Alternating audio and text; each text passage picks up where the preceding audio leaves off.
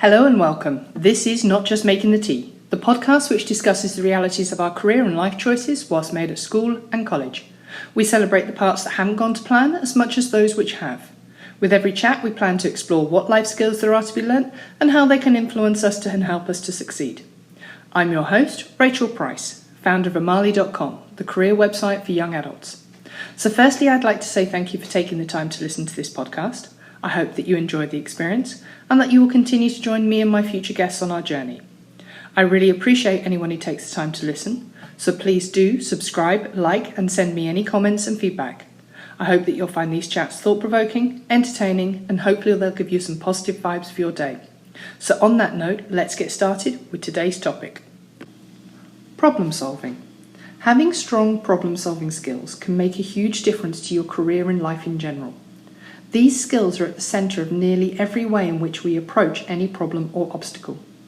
Problem solving requires a few basic steps: identifying the problem, coming up with a solution, and implementing the solution. Within these basic steps are a multitude of techniques you can use to make solving even the most challenging workplace issue to a manageable task. So let's review some techniques. Root cause analysis. This involves looking at the problem as a whole and then finding out the root cause of any fault, failure or issue, whilst establishing a timeline for when the problem happened. This approach can seem complicated and time-consuming, but by using the 5 whys technique, it will give you a good and solid outcome.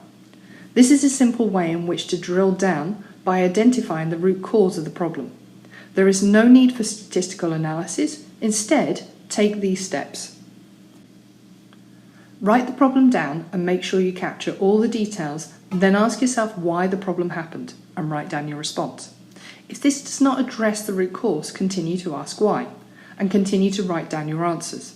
This process may take more or less 5 whys, so keep asking until you've identified the root cause. For example, customers are not happy because items are damaged upon receipt. Point 1. Why are items damaged upon receipt? Answer: they're not shipped properly. Point 2. Why are they not shipped properly? Answer: the manufacturer is not using sufficient packaging. Point 3. Why is the manufacturer not using sufficient packaging? Answer: cost-cutting measures have led to cheap packaging and poor shipping supplies at the plant. This example only took 3 whys until the root cause became identified. Once you find the cause, then you work out a way to solve the problem. The PDCA problem-solving model. This is a popular model that is used across a wide variety of industries. At its core, the model relies on 4 phases. Phase 1. Plan. Identify the problem and develop a hypothesis regarding which solution is best in order to address the problem. Phase 2. Do. Try the solution out, preferably on a small scale, and measure the results. Phase 3. Check. Study the results gained in the previous step. If the results support your proposed solution, proceed to the next phase. If they do not, return to phase 1, plan. Phase 4, act. As the final phase, it is now time to implement your solution on a wider scale. While this process seems simple, it has been based upon scientific method of hypothesizing, testing, and if necessary, re-evaluating. These same skills can be incredibly useful when trying to solve problems. Developing solutions. Coming up with solutions and proposals on how to fix problems can be challenging and daunting. There are a few steps which you should take in order to help make developing potential solutions a bit easier. Generating ideas. Whether it's alone or whether it's with a team, where possible, sit down with paper and pen and then write down literally every idea that comes to mind, no matter how mad or out there it might seem. Sometimes the best ideas come from those which you are convinced will not work. Try to come up with at least 10 potential solutions. Assess. For every potential solution that you've thought of in the first step, create a small list of positive and negative consequences that could arise if the solution was implemented. Review and choose. Review each one of your potential solutions along with the benefits and the drawbacks and select the one with the fewest negative consequences. If each solution only has negative consequences, you may need to try generating a new set of ideas. In some cases, understanding the reasons why a particular solution isn't the right one is exactly what you need in order to come up with one that is viable.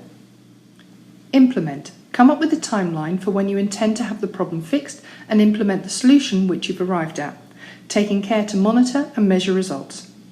Evaluate. Take a look at the success of your solution. If you're still struggling with the same issue or this solution has left you with another problem, return to the ideas generation stage and start the process again. Developing and perfecting problem-solving skills can help you in every area of your life. Take time to familiarise yourself with these methods and learn these techniques to become more proactive and confident and less stressed in both your personal life and your working life. So that's our topic for today. I hope you found the points of use and interest. For more information, check out the resources within the Learning Hub on amali.com. Additionally, go to amali.com and subscribe for updates and activities on topics aimed to help us all be more successful.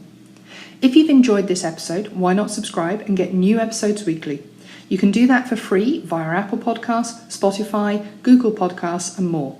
Also check out the Instagram page, Not Just Making the Tea, for more information and updates. Thank you once again for listening. It really means a lot. Keep safe and talk to you soon. Have a great day.